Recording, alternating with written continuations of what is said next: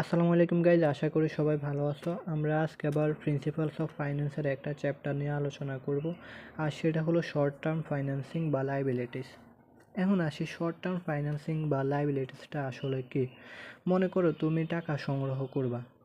এখন সংগ্রহ করতে তুমি বিভিন্ন উৎস থেকে টাকা সংগ্রহ করতে পারো। সেটা হতে পারে ব্যাংক থেকে বা যে কোনো উৎস থেকে টাকা সংগ্রহ করতে পারো।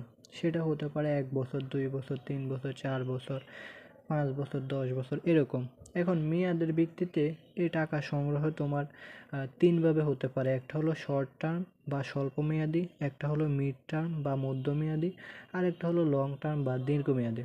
অর্থাৎ তুমি টাকা যে সংগ্রহ করবে সেটা তিনভাবে সংগ্রহ করতে পারো: স্বল্প মেয়াদি, মধ্যমেয়াদি, দীর্ঘমেয়াদী।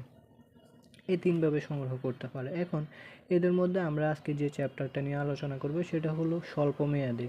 তার মানে আমাদের যে স্বল্প মেয়াদি সেটা কত সময়ের মধ্যে, 0 থেকে 1 বছরের মধ্যে যে টাকা সংগ্রহ করা হয় বা যে ফাইন্যান্সিং করা হয় সেটা হলো তোমার স্বল্প মেয়াদি।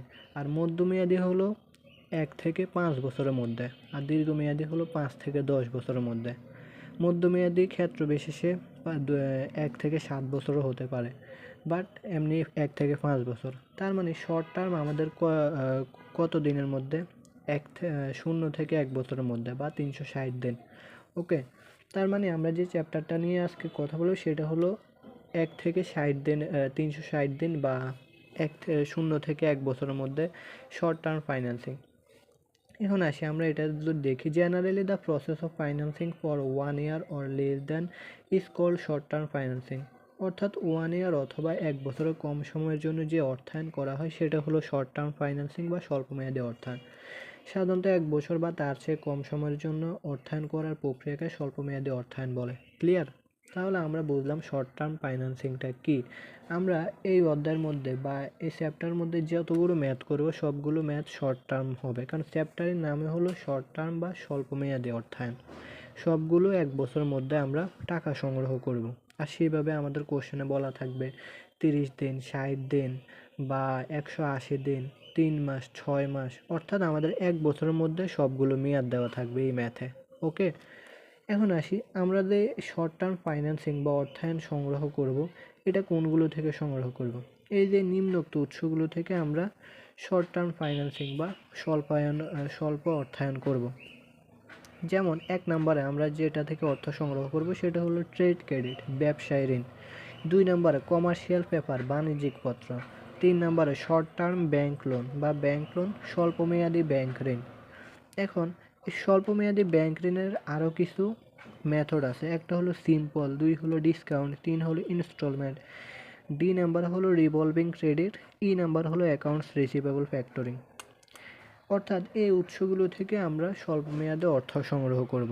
তার মানে এই চ্যাপ্টারে আমরা কোন কোন ম্যাথগুলো করব, এই ম্যাথগুলো করব।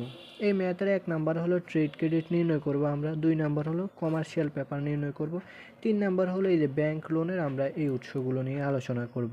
সো ম্যাথ কিন্তু ইজি, তোমরা এগুলো নিয়ে কোনো ভয় পাবা না, আমি সহজ করে বোঝাবো, আশা করি তোমরা বুঝতে পারবা। আচ্ছা, এখন আসি, এই যে উৎসগুলো আমরা নির্ণয় করব এগুলো থেকে আসলে আমরা কী নির্ণয় করব। এগুলো থেকে আসলে আমরা কস্ট নির্ণয় করব। যেমন তুমি যদি, তোমার কাছে 2টা উৎস থাকে, যে তুমি 2টা উৎস থেকে 1 লাখ টাকা করে নিবা। এখন তোমার কাছে 1 লাখ টাকা আছে, তুমি কোন উৎস থেকে 1 লাখ টাকা ঋণ সংগ্রহ করবা। ব্যাংক আছে, কিন্তু সাপোজ আমরা যদি বলি দুইটা ব্যাংক আছে, 2টা ব্যাংকের মধ্যে তুমি কোনটা থেকে ঋণ সংগ্রহ করবা। একটা তো সাপোজ বলে দিছে 10%, আরেকটাতে আছে তোমার আরও কম। হ্যাঁ, এখন তুমি কোনটা থেকে সংগ্রহ করবা, যেটাতে কম বা যেটাতে খরচ কম সেটা থেকে তো তুমি ঋণ সংগ্রহ করবা, বা সুদ কম সেটা থেকে তো ঋণ সংগ্রহ করবা, কারণ তুমি তো বেশি সুদ দিতে চাইবা না, রাইট? তুমি যত কম সুদ দিতে পারবে সেটাই তো তোমার জন্য লাভজনক। সো এরকম বিভিন্ন উৎস দেওয়া থাকবে, এগুলো থেকে আমরা দেখব কোন উৎস থেকে আমাদের ঋণ সংগ্রহ করলে কস্ট কম হয় বা সুদ কম দেওয়া লাগে, সেটাই আমাদের এখানে আর কি বের করা লাগবে, আর যেটা কম সেটাই আমাদের জন্য গ্রহণযোগ্য। ক্লিয়ার? তাহলে আমরা এই অধ্যায় থেকে বা এই উৎসগুলো থেকে মূলত কস্ট নির্ণয় করব, আর যেটার কস্ট সবচেয়ে কম সেটাই আমাদের জন্য গ্রহণযোগ্য। ক্লিয়ার? এখন আসে, আমরা 1 নাম্বার উৎস হলো কস্ট অফ ট্রেড ক্রেডিট। আমরা ট্রেড ক্রেডিট থেকে কীভাবে নির্ণয় করা লাগে সেটা আজকে নির্ণয় করবো যে কীভাবে সুদ নির্ণয় করা লাগে বা কস্ট নির্ণয় করা লাগে। মনে রাখবা এই যে আমাদের কস্ট, এটাকে ফাইন্যান্সিয়াল চ্যাপ্টারে, এই চ্যাপ্টারে এটাকে বলা হয় কে দ্বারা প্রকাশ করা হয়, কী দ্বারা প্রকাশ করা হয়, কে দ্বারা প্রকাশ করা হয়। যেমন এই দেখো কস্ট অফ ট্রেড ক্রেডিট, এখানে কস্টকে আমরা কী দ্বারা প্রকাশ করছি, কে, যার কারণে কস্ট অফ ট্রেড ক্রেডিট কে টি সে, টিতে হলো ট্রেড আর ক্রেডিট হলো সি। ক্লিয়ার। এখন আসে আমরা এখানে দেখি কস্ট অফ ট্রেড ক্রেডিট কি, ব্যবসায়ীদের কাছ থেকে বাকিতে মালামাল ক্রয় করাই হলো ট্রেড ক্রেডিট বা ব্যবসায় ঋণ। অর্থাৎ ব্যবসার কাছ থেকে যদি তুমি বাকিতে মালামাল ক্রয় করো, মনে করো তোমার একটা ব্যবসা প্রতিষ্ঠান আছে, রাইট। এখন ব্যবসা প্রতিষ্ঠান তোমার সবসময় তুমি আর নগদে মাল ক্রয় করতে পারবে না, তোমার সেটা তুমি বাকিতে ক্রয় করলে কোনো কোম্পানি থেকে বা প্রতিষ্ঠান থেকে ক্রয় করলে, এখন তোমাকে সেই প্রতিষ্ঠান তো আর সেটা আনলিমিটেড সময়ের জন্য দিয়ে দিবে না, তোমাকে ওরা একটা সময় দিবে যে আপনি আমাকে এই সময়ের মধ্যে টাকা পরিশোধ করবেন, কিংবা এই সময়ের মধ্যে ফুল টাকা পরিশোধ করবেন, আর এই সময়ের মধ্যে যদি আপনি পরিশোধ করেন তাহলে আপনাকে এত পার্সেন্ট ছাড় দেওয়া হবে। ওকে, এত পার্সেন্ট ছাড় দেওয়া হবে আপনাকে। এই জিনিসটার সাথে আমরা অনেকেই পরিচিত, কারণ আমরা এগুলো এসএসসি এইচএসসিতে আমরা অ্যাকাউন্টিংয়ে করছিলাম। সো এটা আমি একটু বুঝাই দিই আগে। এটা হলো আমাদের নিট 30 দিন, আর 2/10, 2/10 হচ্ছে তোমার ডিসকাউন্ট পিরিয়ড, আর এটা হচ্ছে ডিসকাউন্ট রেট। এটা মানে কি, মানে হচ্ছে তোমাকে যে ওরা ঋণ দিবে বা তুমি যে বাকিতে মালামাল ক্রয় করবা, সেটা কত সময়ের মধ্যে পরিশোধ করবা, ফুল 30 দিনের মধ্যে পরিশোধ করবো, অর্থাৎ ফুল সময় হলো 30 দিন। এখন ওরা বলছে আপনাকে 30 দিনের মধ্যে আমাকে ফুল টাকা পেমেন্ট করা লাগবে, আর যদি আপনি আমাকে 10 দিনের মধ্যে পরিশোধ করেন, অর্থাৎ 30 দিনের মধ্যে প্রথম 10 দিন বা যে কোনো 10 দিনের মধ্যে যদি আমাকে পরিশোধ করেন, তাহলে আমি আপনাকে 2% সুদ দেবো, 2% ছাড় দেবো বা সুদ ছাড় দেবো, এটা ওরা বলছে। তার মানে এটা হলো কি, তুমি যদি ইয়ে করো discount rate, cash discount rate বা সিডিআর, তুমি যদি 10 দিনের মধ্যে পরিশোধ করে দাও, 30 দিনের মধ্যে যদি প্রথম 10 দিনের মধ্যে পরিশোধ করে দাও, তাহলে তুমি 2% ছাড় পাবা। আর এটা হলো সিডিআর বা ক্যাশ ডিসকাউন্ট রেট 2। এরপর ডিসকাউন্ট পিরিয়ড কত, 10 দিন। সো ডিসকাউন্ট পিরিয়ড বা ডিপি হলো 10, আর তোমার নিট কত, 30 দিন, ক্রেডিট পিরিয়ড হলো 30। ক্লিয়ার। এটা হলো তোমার মোট, অর্থাৎ তুমি যে টাকাটা পরিশোধ করবে মোট সময় হচ্ছে 30 দিন। এখন তোমাকে ওরা বলছে যে, বা প্রতিষ্ঠান বলছে যে, বা পাইকারে বলছে যে আপনি যদি আমাকে 10 দিনের মধ্যে পরিশোধ করেন তাহলে আমি আপনাকে 2% ছাড় দেবো।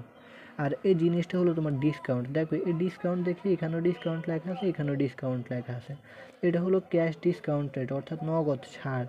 আর এটা হলো কি ডিসকাউন্ট পিরিয়ড মানে কি সময়, 10 দিনের মধ্যে, 10 দিনের মধ্যে পরিশোধ করলে সে 2% বাড়টা পাবে। আর এটা হলো অন্যথায় সে 30 দিনের মধ্যে ফুল পেমেন্ট করা লাগবে। এটা হলো ক্রেডিট পিরিয়ড, সিপি। ক্লিয়ার।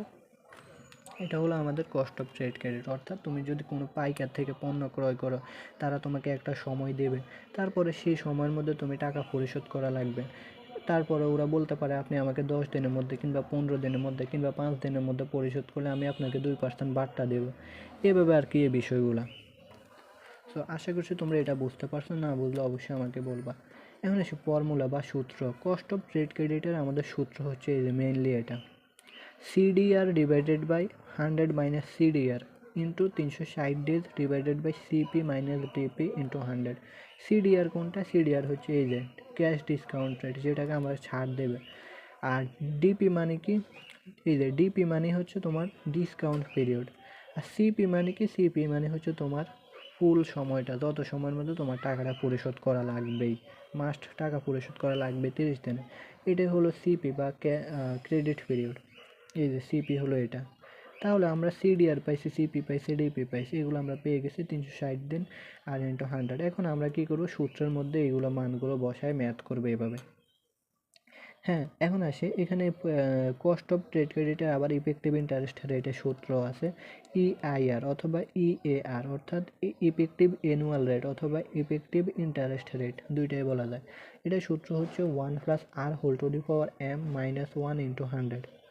ওকে, এখন আসি, মনে করো এখন তোমার EIR নির্ণয় করতে বলছে কস্ট অফ ট্রেড ক্রেডিট থেকে EIR নির্ণয় করতে। এটা কীভাবে করবে, এখন তুমি আর এর মান কোথায় পাবা আর এম এর মান কোথায় পাবা, মনে রাখবা এই যে আর এর মান আমরা পাবো কস্ট অফ ট্রেড ক্রেডিটের এই প্রথম অংশ থেকে। এই প্রথম অংশ নির্ণয় করলে আমরা যে মানটা পাবো সেটাই হচ্ছে আর এর মান। আর এম এর মান কোথায় পাবো? এই যে দ্বিতীয় অংশ নির্ণয় করার পরে যে মানটা পাবো সেটাই হলো আমাদের এম এর মান। তারপরে আমরা ক্যালকুলেশন করলে ইআইআর নির্ণয় করতে পারবো। অর্থাৎ আমরা যে কস্ট অফ ট্রেড ক্রেডিট করতেছি এরপরে কস্ট অফ কমার্শিয়াল পেপার করব, তখন ঠিক একইভাবে আমাদের ইআইআর নির্ণয় করতে আর এর মান পাবো আমরা সবসময় কেটিসির এই যে প্রথম অংশ থেকে, আর এম এর মান পাবো এই যে দ্বিতীয় অংশ থেকে 360 দিন divided by CP minus DP এটা থেকে। ক্লিয়ার? এখন আসি আমরা একটা ম্যাথ দেখি। Calculate cost of trade credit of following sources. এখানে আমাদের বলছে যে এই সোর্স থেকে কস্ট অফ ট্রেড ক্রেডিট নির্ণয় করতে। আমাদের এটা দেওয়া আছে 2/10 নিট 13। এখন আসি এখানে হিয়ার আমাদের সূত্র যেহেতু সিডিআর লাগবে, সিপি লাগবে, ডিপি লাগবে, তাহলে এখানে সিডিআর কত 10, ক্যাশ ডিসকাউন্ট রেট কত 10 2, আর 10 কি ডিসকাউন্ট পিরিয়ড 10, আর নিট 30 বা এটাকে বলা হয় ক্রেডিট পিরিয়ড 13, সেজন্য আমরা ক্রেডিট পিরিয়ড 13 লিখছি। সিডিআর 2 আর ডিপি হচ্ছে 10। ক্লিয়ার? এখন আমরা সূত্র এগুলো অ্যাপ্লাই করব। আমরা জানি যে কস্ট অফ ট্রেড ক্রেডিট বা কেটিসি সমান সমান CDR divided by 100 minus CDR into 360 divided by DP CP minus DP into 100। Okay, তাহলে আমরা সিডিআর পাইছি হচ্ছে 2, এরপরে 100 মাইনাস 2 ইন্টু 360 ডিভাইডেড বাই আমাদের হচ্ছে 30 মাইনাস 10। ক্রেডিট পিরিয়ড হচ্ছে আমাদের 30, এরপরে হচ্ছে ডিসকাউন্ট পিরিয়ড হচ্ছে 10 ইন্টু 100। এই যে প্রথম অংশ থেকে আমরা এই যে প্রথম অংশের মান কত, এই যে 0.0204, এটা হলো প্রথম অংশের মান। দ্বিতীয় অংশের মান কত আমাদের 18, তৃতীয়, আর এটা হলো 100। এরপরে এটা আর এটা গুণ করলে আমাদের এটা আসে লাস্টে 100। মনে রাখবা এই ম্যাথের ক্ষেত্রে আমাদের যে 100 লাস্টে গুণ করা লাগে এটা সবার শেষে গুণ করব, এখানেও গুণ করবো না একসাথে, এটা আমরা সবার শেষে গুণ করে এরপরে বের করব। ক্লিয়ার? এই ম্যাথের ক্ষেত্রে আমরা যে 100টা লাস্টে গুণ করি এটা সবার শেষে গুণ করব, এইখানে আসে গুণ করে এরপরে এটা বের করব। ওকে, এখন সাপোজ এটা থেকে যদি আমাদের বলতো ইআইআর নির্ণয় করতো, তাহলে আমরা কি করতাম? এই যে প্রথম অংশের মান কত, প্রথম অংশের মান কত এটা, তাহলে আমরা আর এর জায়গায় এই মানটা বসাতাম, আর এম এর মান কোনটা বসাইতাম? এই যে 18, এম এর জায়গায় 18 বসাইতাম, তারপরে ক্যালকুলেট করে আমরা ইআইআর নির্ণয় করতাম। ক্লিয়ার? তাহলে আমরা কস্ট অফ ট্রেড ক্রেডিট এটা বুঝতে পারছি আশা করে। এরপরে বি নাম্বার আরেকটা বলছে এটা নির্ণয় করতে। তাহলে এখানে আমাদের সিডিআর কত?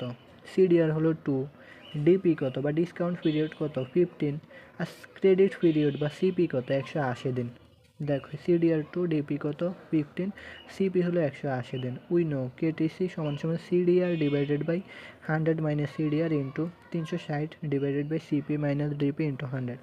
এরপরে সূত্র অনুযায়ী আমরা মান বসাইছি সিডিআর 2, এরপরে ডিপি হলো 15, এই যে 15, সিপি হলো 180, এরপরে সিডিআর হচ্ছে 2। এগুলো করে ক্যালকুলেশন করে প্রথম অংশের মান বের করবো, দ্বিতীয় অংশের মান করবো 100, এরপরে এটা গুণ করবো, গুণ করার পরে 100 দিয়ে গুণ করলে 4.45%।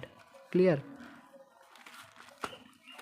এরপরে আসি, আচ্ছা তা আমাদের যদি এখন বলতো দুইটার মধ্যে কোনটা লাভজনক, বলো তো কোনটা লাভজনক? যেটা সুদ সবচেয়ে কম সেটাই লাভজনক। তো আমরা বলতাম যে এটা আমাদের জন্য লাভজনক বা গ্রহণযোগ্য, কারণ এটাতে আমাদের সুদ কম দেওয়া লাগবে, ইন্টারেস্ট কম দেওয়া লাগবে বা কস্ট কম হবে, এটাই। ক্লিয়ার? এখন আসি আমরা আরেকটা ম্যাথ দেখি। এখানে আমাদের বলছে 3/10, এখানে আমাদের বলছে 3/10 নিট 13 নিট 17। তাহলে এখন আমাদের এখানে সিডিআর কত 3, মানে ক্যাশ ডিসকাউন্ট রেট হলো 3, এরপর ডিসকাউন্ট পিরিয়ড কত 10 দিন, আর ক্রেডিট পিরিয়ড হলো 70 দিন। তাহলে আমরা সূত্রতে এগুলো বসালে এত আসবে। তো এইভাবে আর কি আমাদের কস্ট অফ ট্রেড ক্রেডিট বা ব্যবসায়ী ঋণটা নির্ণয় করা লাগবে। তো আশা করছি আজকের ক্লাসটা তোমরা বুঝতে পারছো। এরপরে যদি কেউ না বুঝতে পারো অবশ্যই কমেন্ট অথবা ইনবক্স করবা। এটা একদমই ইজি। আজকে আমরা ট্রেড ক্রেডিট করছি, এরপরের দিন আমরা কমার্শিয়াল পেপার করবো, এরপরে আমরা আবার এই সিম্বলগুলো করবো, এগুলো আরও ইজি। সো আমি সুন্দরভাবে বোঝাই দেবো, তোমরা এগুলো নিয়ে কোনো প্যারা খাবা না, এগুলো একদমই ইজি। ওকে, সো না বুঝলে অবশ্যই কমেন্ট অথবা ইনবক্স করবা। ধন্যবাদ।